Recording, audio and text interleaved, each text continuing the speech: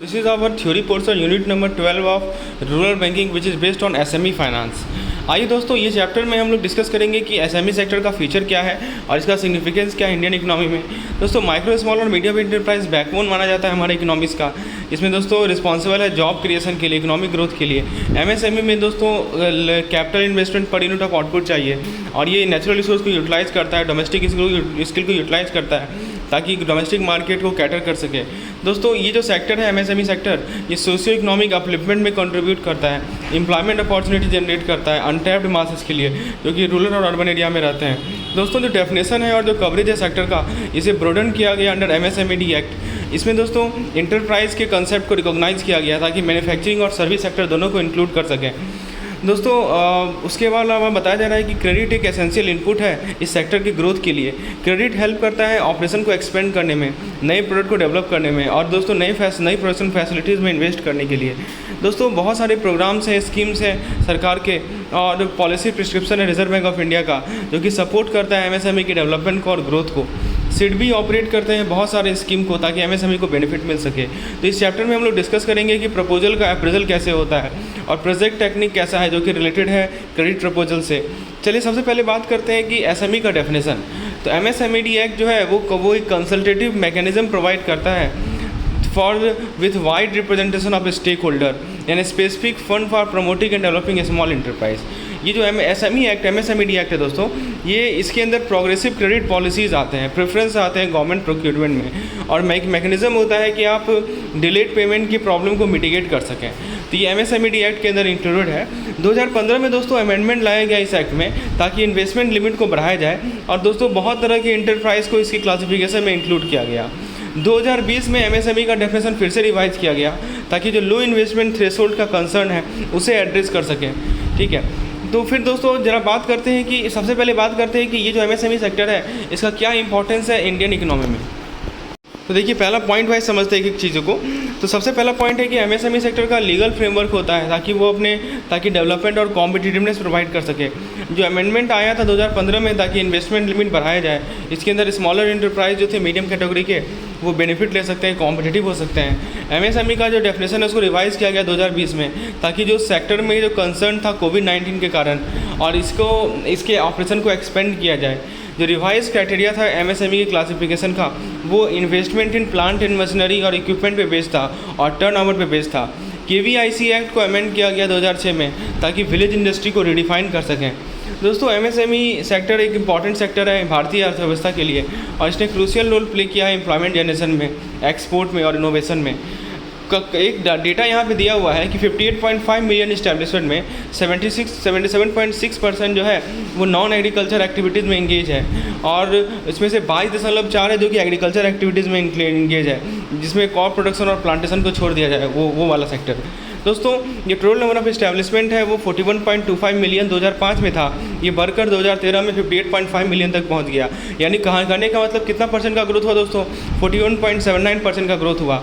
Rural area दोस्तों 38.37% से growth हो रही है और अर्बन एरिया दोस्तों 47.13%। जो हमारी नॉन एग्रीकल्चर इस्टेब्लिशमेंट है ये 28.97% से ग्रो हुई है और जो एग्रीकल्चर इस्टेब्लिशमेंट है ये 115.98% से ग्रो हुई है। दोस्तों, टोटल इस्टेब्लिशमेंट का 22.6% जो है वो प्राइमरी सेक्टर से बिलोंग करता है, जिसमें एग्रीकल्चर सेक्टर जो है 22.45% है और माइनिंग और क्वायरिंग सेक्टर 0.15% है। सेकेंडरी सेक्टर दोस्तों 19.72% को अकाउंट करता है और टर्शियरी सेक्टर 57.68% को अकाउंट करता है। दोस्तों, बताया जा रहा है कि 71.74% जो है ऑन अकाउंट इस्टेब्लिशमेंट है और दोस्तों ऑन अकाउंट इस्टेब्लिशमेंट जो है 56.02% के रेट से ग्रो हुआ, while the growth of establishment with hired worker was 15.11% since 2005। दोस्तों, प्राइवेट ऑनरशिप जो है 96.4% ऑफ इस्टेब्लिशमेंट को अकाउंट करता है, इसमें गवर्नमेंट और पीएसयू ऑनरशिप जो है 3.6% पे है। जो टोटल इस्टेब्लिशमेंट का 36.19% है ये होम बेस्ड है, 18.44% ऑपरेट होते हैं आउटसाइड हाउस होल्ड बिना किसी फिक्स स्ट्रक्चर का और 45.37 जो है ऑपरेट होते हैं आउटसाइड हाउस होल्ड जिनके पास एक फिक्स स्ट्रक्चर है। दोस्तों, टोटल इस्टेब्लिशमेंट का 93% पेरेनियल है, 5.9% सीजनल है और 1.1% कैजुअल है। लाइव स्टॉक जो है मेजर इकोनॉमिक एक्टिविटी है एग्रीकल्चर में, यानी दोस्तों 86.74% लाइव स्टॉक पे डिपेंड है, जबकि रिटेल ट्रेड यानी 35.41% और मैन्युफैक्चरिंग यानी 22.77%। ये नॉन एग्रीकल्चर सेक्टर को देखिए, दो सेक्टर होता है, एक होता है एग्रीकल्चर, एक होता है नॉन एग्रीकल्चर। तो एग्रीकल्चर वाले सेक्टर में लाइव स्टॉक का सबसे ज़्यादा डोमिनेंट है, लेकिन नॉन एग्रीकल्चर सेक्टर में दोस्तों मैन्युफैक्चरिंग और रिटेल ट्रेड का आप डोमिनेट देख सकते हैं कि रिटेल ट्रेड 35.41 और मैन्युफैक्चरिंग 22.77, यानी ये दोनों नॉन एग्रीकल्चर सेक्टर के एक पोर्सन है जो कि डोमिनेट करते हैं नॉन एग्रीकल्चर सेक्टर को। दोस्तों बताया जा रहा है कि जो टोटल इस्टेब्लिशमेंट है उसमें 89.39% जो है प्रोप्राइटर के द्वारा ऑन किया गया है, इसमें से 15.4% वो फीमेल के द्वारा ऑन किया गया है। समझिए कि टोटल इस्टेब्लिशमेंट का 89.39% प्रोप्राइटर ऑन किए हैं, इसमें से 15.4% फीमेल ऑनर है। मैन्युफैक्चरिंग दोस्तों कहा गया है कि लार्जेस्ट एम्प्लॉयर है, इसमें 30.3 मिलियन एम्प्लॉयज़ हैं। जिसके बाद रिटेल ट्रेड आता है, देखिए इसमें 27.19 मिलियन एम्प्लॉय हैं। फिर लाइव स्टॉक सेक्टर आता है जिसमें 19.4 मिलियन एम्प्लॉयज़ हैं। टोटल इस्टेब्लिशमेंट का 95.5% में 1 से 5 वर्कर हैं, 3.39% में 6 से 9 वर्कर हैं और 1.37% में 10 से ज़्यादा वर्कर हैं। जो ओवरऑल एवरेज एम्प्लॉयमेंट है पर इस्टेब्लिशमेंट वो 2.24 था, इसमें अपना ऑन अकाउंट इस्टेब्लिशमेंट है 1.39। फिर दोस्तों बताया जा रहा है कि provision of credit to MSME sector, इसका अरेंजमेंट कैसे होता है, यानी क्रेडिट का प्रोविजन एमएसएमई सेक्टर को कैसे मिलता है। दोस्तों बताया जा रहा है कि स्मॉल और मीडियम साइज इंटरप्राइज को फंड करना ये जनरल बिजनेस फाइनेंस मार्केट का एक मेजर फंक्शन है। बिजनेस फाइनेंस बिजनेस लाइफ के हर एक स्टेज में रिक्वायरमेंट होती है, यानी बिजनेस लाइफ साइकिल के हर एक स्टेज में दोस्तों बिजनेस फाइनेंस की रिक्वायरमेंट होती है। इसके अंदर दोस्तों फिक्स एसेट एक्वायर करना, डे टू डे एक्सपेंस को मीट करना, प्रमोट करना प्रोडक्ट के मार्केटिंग को, प्रमोट करना और मार्केटिंग करना प्रोडक्ट को, डिस्ट्रीब्यूट करना प्रोस्पेक्टिव कस्टमर को, और दोस्तों मैनेज करना ह्यूमन रिसोर्स को, ये सभी इंक्लूडेड है। तो बिजनेस फाइनेंस जो है सभी स्टेज में चाहिए बिजनेस लाइफ के, और इसमें क्या क्या इंक्लूडेड है ये मैंने आपको बताया। बैंक्स हो, क्रेडिट एजेंसीज हो, स्टेट लेवल फाइनेंशियल इंस्टीट्यूशन हो, ये एक major portion of credit requirement को मीट करता है एमएसएमई सेक्टर के, यानी bank, credit agencies, state level financial institution, all this entities, ये जो हमारे एमएसएमई सेक्टर के जो क्रेडिट रिक्वायरमेंट है उसके मेजर पोर्शन को मीट करते हैं। ये नॉन बैंकिंग फाइनेंशियल कंपनी जिस शॉर्ट में एनबीएफसी कहते हैं, एनबीएफसी फाइनेंशियल इंटरमीडिएशन भी परफॉर्म करती है, सही सेक्टर को क्रेडिट प्रोवाइड करती है। दोस्तों अब जब जरा बात करते हैं कि एमएसएमई लोन प्रपोजल का अप्रेजल कैसे होता है, क्या टेक्निक है, क्या रिक्वायरमेंट है assessment of project for term loan. तो दोस्तों बताया जा रहा है कि जो क्रेडिट डिपार्टमेंट है और जो ऑफिसर्स हैं वो एग्जामिन करते हैं बिजनेसेस के डिटेल को और उनकी ऑनर के डिटेल को, उसमें दोस्तों उनके फाइनेंशियल को देखते हैं ताकि एक इंश्योर कर सके कि लोन का गुड क्वालिटी। तो उन्हें देखना पड़ता है कि किस तरह का इंडस्ट्री जो है बिजनेस प्लान कर रहा है इंटर करने के लिए, और दोस्तों क्या ये ग्रोइंग सेक्टर है according to the government policy.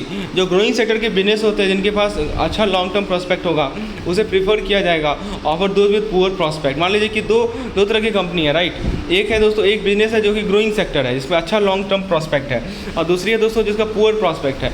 तो वैसे बिजनेस को प्रीफर किया जाएगा जिसमें गुड लॉन्ग टर्म प्रोस्पेक्ट होगा। क्रेडिट ऑफिसर को एग्जामिन करना पड़ेगा यूनिट और इंडस्ट्री के प्रोफाइल को, इंटरप्रेन्योर या यूनिट के क्रेडेंशियल को और उनके फाइनेंशियल को, ताकि इंश्योर कर सकें कि जो भी लोन पोर्टफोलियो है उसके क्वालिटी को इंश्योर कर सकें। जो क्रेडिट ऑफिसर है वो एग्जामिन करेंगे कि किस तरह का इंडस्ट्रीज़ है, किस तरह का एक्टिविटीज़ है जो कि इंटरप्राइज परस्यू कर रहा है, ठीक है। क्या वहाँ पे हायर प्रॉफिटेबिलिटी का स्कोप है, क्या कस्टमर कंसल्टेशन को रिड्यूस कर सकते हैं। तो जो भी स्ट्रैटेजीज़ है मार्केट पेनिट्रेशन के लिए, प्रोडक्ट डेवलपमेंट के लिए, मार्केट एक्सपेंशन, इन सभी को समझना पड़ेगा। बैंक एग्जामिन करेगी विंटेज प्रूफ और वेरीफाई करेगी आइडेंटिटी एड्रेस प्रूफ फाउंडर के, एंटरप्रेन्योर के, प्रोप्राइटर के, पार्टनर्स के, ठीक है। तो ये सभी तो बैंक को करना ही करना है। पिछले 6 महीने का जो डेटा है उसे दोस्तों बैंक क्या करेगी, वेरीफाई करेगी। दोस्तों जो इंटरप्राइज का क्लास है जिसमें इंटरप्राइज बिलोंग करता है उसे एग्जामिन करना है। बैंकर को असर्टेन करना है कि जो यूनिट है, जो इंटरप्राइज है, उसने डेफिनेट प्लान को डिज़ाइन किया है कि नहीं किया है। दोस्तों बैंकर एग्जामिन करेंगे स्पेसिफिक आस्पेक्ट जो कि रिलेटेड है प्रोडक्ट और सर्विसेज से जो कि इंटरप्राइज ऑफर कर रही है।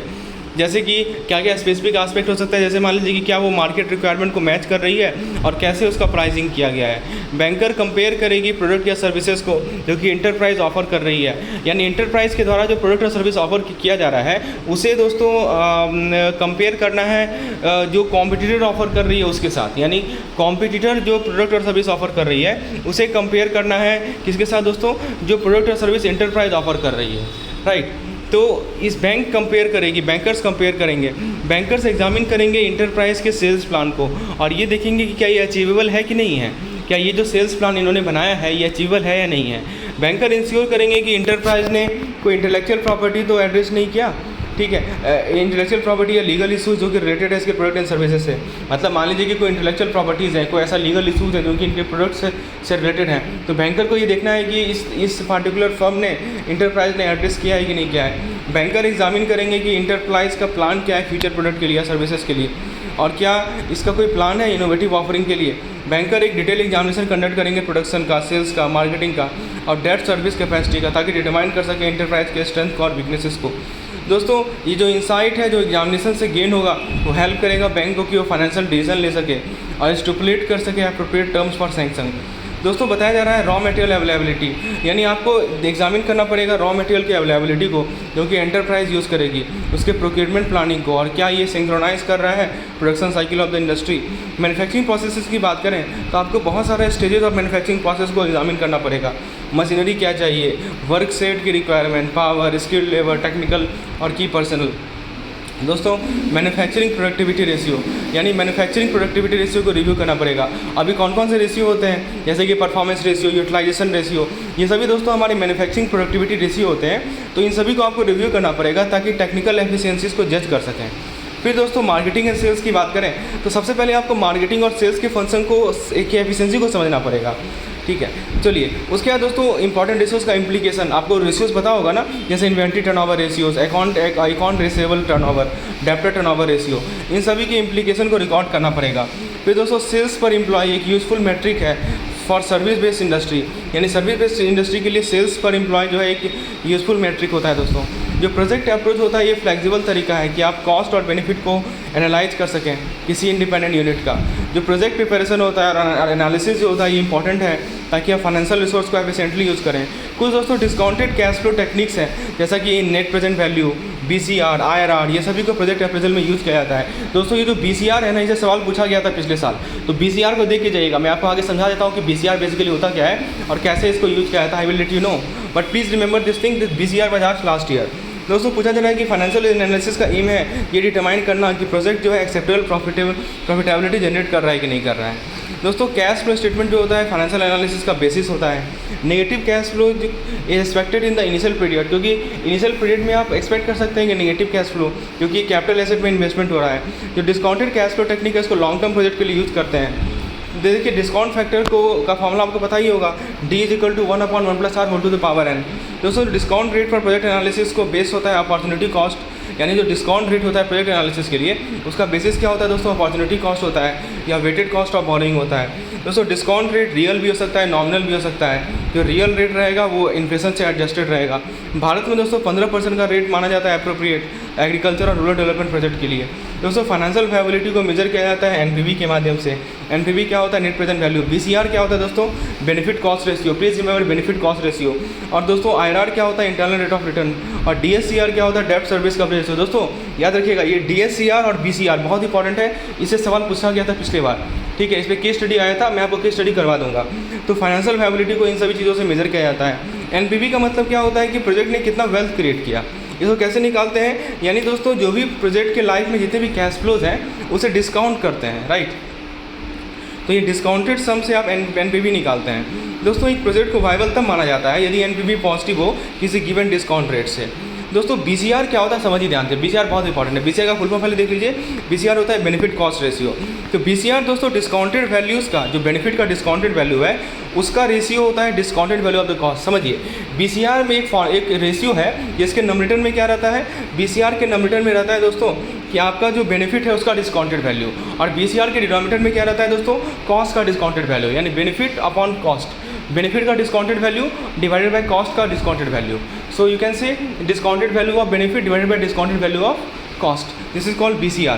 दोस्तों प्रोजेक्ट वायबल तब होता है जब BCR जो है 1 से ज़्यादा हो, ठीक है, और अनवायबल तब होता है जब BCR 1 से कम हो। सिंपल सी बात है, ठीक है। यानी आपका जो बेनिफिट का डिस्काउंटेड वैल्यू है वो यदि आपके कॉस्ट के डिस्काउंटेड वैल्यू से ज़्यादा होगा तो वो कहा जाएगा कि आपका प्रोजेक्ट वायबल है। और यदि आपका डिस्काउंटेड वैल्यू ऑफ को बेनिफिट जो है डिस्काउंटेड वैल्यू ऑफ कॉस्ट से कम है, इसका मतलब प्रोजेक्ट जो है अनवायबल है। दोस्तों सिनेरियो फिर एक इन्वेस्टमेंट एनालिसिस होता है। इसके अंदर आप क्या करते हैं कि पोटेंशियल इन्वेस्टमेंट अपॉर्चुनिटी को एग्जामिन करते हैं ताकि डिटरमाइन कर सके कि वो फाइनेंशियल फिजिबल है कि नहीं है, वो रिटर्न यील्ड करेगा कि नहीं करेगा। दोस्तों ये हमारा इन्वेस्टमेंट एनालिसिस। दूसरा होता है सिनेरियो एनालिसिस। ये एक प्रोसेस होता है सिनेरियो एनालिसिस में। क्या होता है दोस्तों, एक प्रोसेस होता है कि आप पॉसिबल फ्यूचर इवेंट को इवैल्यूएट कर सकें और फिजिबल आउटकम को प्रेडिक्ट कर सकें। ये किसके लिए होता है, फाइनेंशियल मॉडलिंग के लिए होता है, जब फेवरेबल और अनफेवरेबल इवेंट जो है प्रोजेक्ट को इम्पैक्ट कर सकते हैं। यानी सिनेरियो एनालिसिस में क्या करते हैं दोस्तों, आप इवैल्यूएट करते हैं कि कौन कौन से फ्यूचर इवेंट्स हैं और उसके फिजिबल आउटकम्स को प्रेडिक्ट करते हैं। स्पेशली वैसे प्रोजेक्ट के लिए, फाइनेंशियल मॉडलिंग के लिए, यहाँ पे फेवरेबल और अनफेवरेबल इवेंट जो है प्रोजेक्ट को इम्पैक्ट कर सकते हैं। तीसरा है रिस्क एनालिसिस। दोस्तों रिस्क एनालिसिस में क्या होता है कि जो रिस्क वेरिएबल हैं, की रिस्क वेरिएबल है, उसे आइडेंटिफाई करना, उनके वैल्यूज़ को फाइंड आउट करना और प्रोबेबिलिटी असाइन करना हर एक वैल्यू के लिए। यानी प्रत्येक रिस्क वैल्यू के लिए आप प्रोबेबिलिटी असाइन करते हैं और डिटरमाइन करते हैं कि नेगेटिव आउटकम का प्रोबेबिलिटी क्या है किसी प्रोजेक्ट का। इकोनॉमिक अप्रेजल में क्या होता है दोस्तों कि प्रोजेक्ट का इम्पैक्ट क्या है इंटायर इकोनॉमी पे, ये डिटरमाइन करते हैं। यानी दोस्तों उस प्रोजेक्ट का क्या इम्पैक्ट पड़ेगा पूरे के पूरे इकोनॉमी में, ये आप इकोनॉमिक अप्रेजल में पता करते हैं। और ये डिसाइड करते हैं कि क्या ये इंप्रूव करेगा कंट्री के इकोनॉमिक वेलफेयर को, कि आप जो है प्रोजेक्ट का इम्पैक्ट देख रहे हैं इंटायर इकोनॉमी में, तो ये देखते हैं कि क्या ये कंट्री के इकोनॉमिक वेलफेयर को इम्प्रूव करेगा।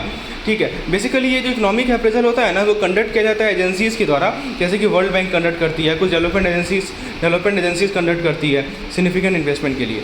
नेक्स्ट है हमारा सोशल या डिस्ट्रीब्यूटिव अप्रेजल।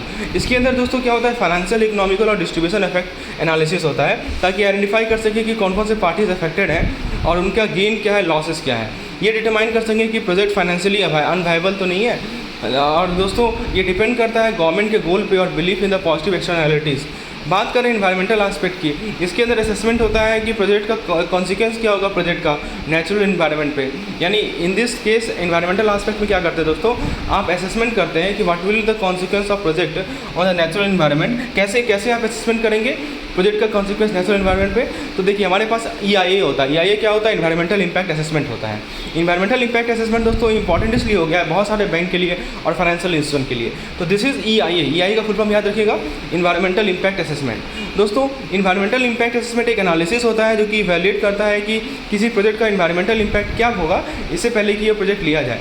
भारत में दोस्तों एक सेपरेट मिनिस्ट्री है और एक एक्ट है इन्वायरमेंटल प्रोटेक्शन के लिए। और दोस्तों CPCB का फुल फॉर्म याद रखिएगा, सेंट्रल पॉल्यूशन कंट्रोल बोर्ड। ये इंश्योर करता है इस एक्ट के प्रॉपर इम्प्लीमेंटेशन के लिए। दोस्तों बहुत सारे इंडस्ट्रीज़ हैं जो कि इस एक्ट के द्वारा कवर किए गए हैं और उन्हें क्लियरेंस लेना पड़ता है इससे पहले कि सेटअप करें रेगुलर बेसिस पे। दोस्तों RBI ने बैंकों को डायरेक्ट किया है कि क्रेडिट फैसिलिटी एक्सटेंड ना करें वैसे इंडस्ट्रीज़ में जहाँ पे हार्मफुल इन्वायरमेंटल इफेक्ट है। जो क्रेडिट ऑफिसर होंगे वो स्टैंडर्डाइज फॉर्मेट को यूज़ करेंगे ताकि लोन अप्रेजल को रिकॉर्ड कर सकें।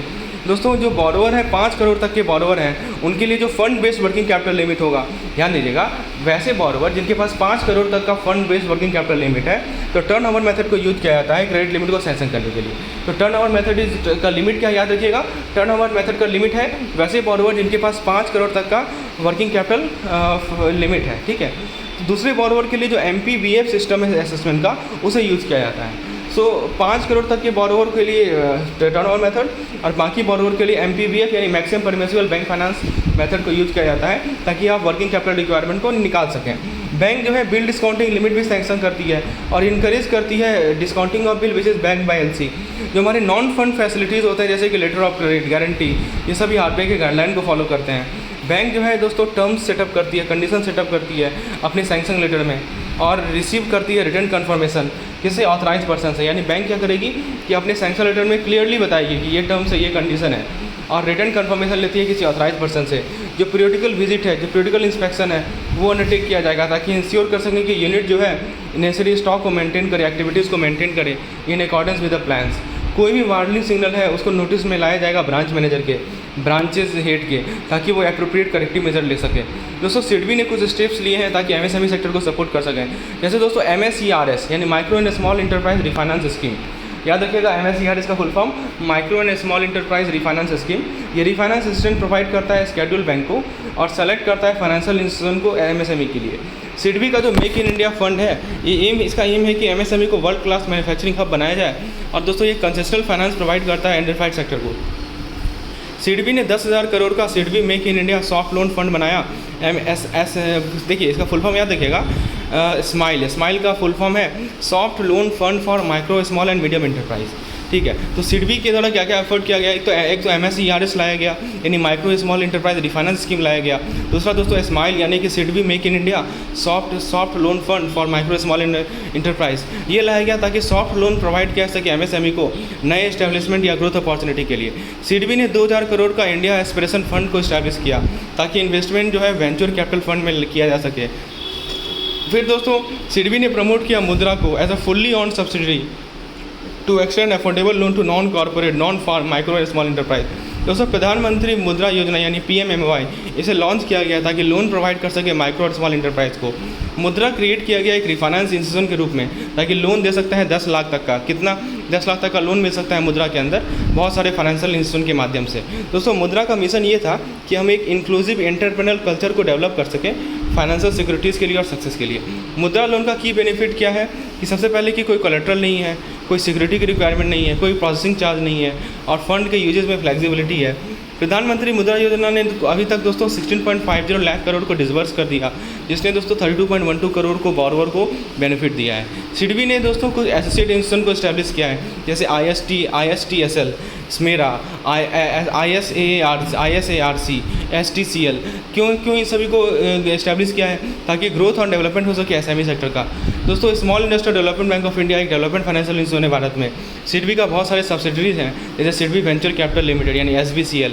दोस्तों SVCL एक इन्वेस्टमेंट मैनेजमेंट कंपनी है जिसका फोकस होता है कि स्टार्टअप में इन्वेस्ट करें और अर्ली स्टेज टेक्नोलॉजी बिजनेस में इन्वेस्ट करें, जिसमें दोस्तों manufacturing units, SME, service entities, agri business, financial institution company, ये सभी आते हैं।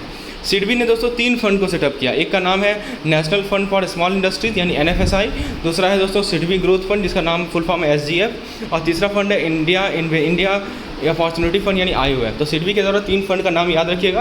पहला है दोस्तों national fund for small industries यानी NFSI, दूसरा है दोस्तों SGF यानी सिडबी ग्रोथ फंड और तीसरा है इंडिया अपॉर्चुनिटी फंड IOF।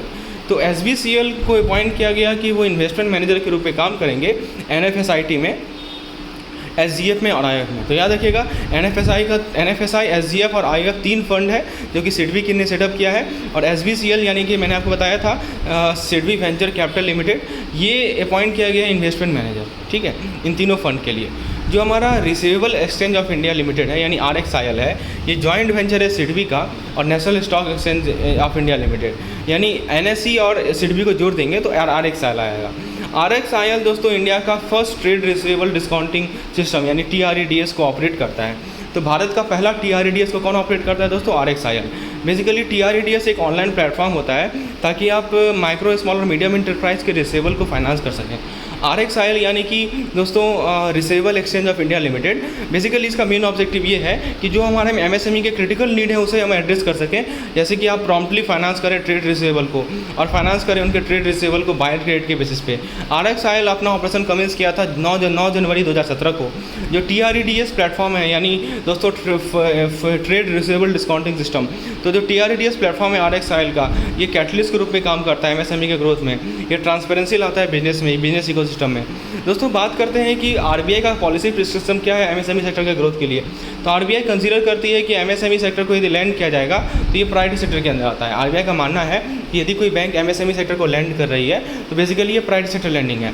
तो MSME जो कि मैन्युफैक्चरिंग या प्रोडक्शन ऑफ गुड्स में इंगेज है, ठीक है, जो कि वैसे इंडस्ट्रीज़ में, मान लीजिए कि MSME कुछ ऐसी इंडस्ट्रीज़ में कि प्रोडक्शन या मैन्युफैक्चरिंग ऑफ गुड्स में इंगेज है, जैसे जो कि लिस्टेड है first schedule of industrial development act 1951, ठीक है। बैंक को दोस्तों ईयर ऑन ईयर ग्रोथ 20% का अचीव करना है credit to micro small enterprise, 10% का एनुअल ग्रोथ अचीव करना है number of micro enterprise unit और 60% of total lending to MSME sector.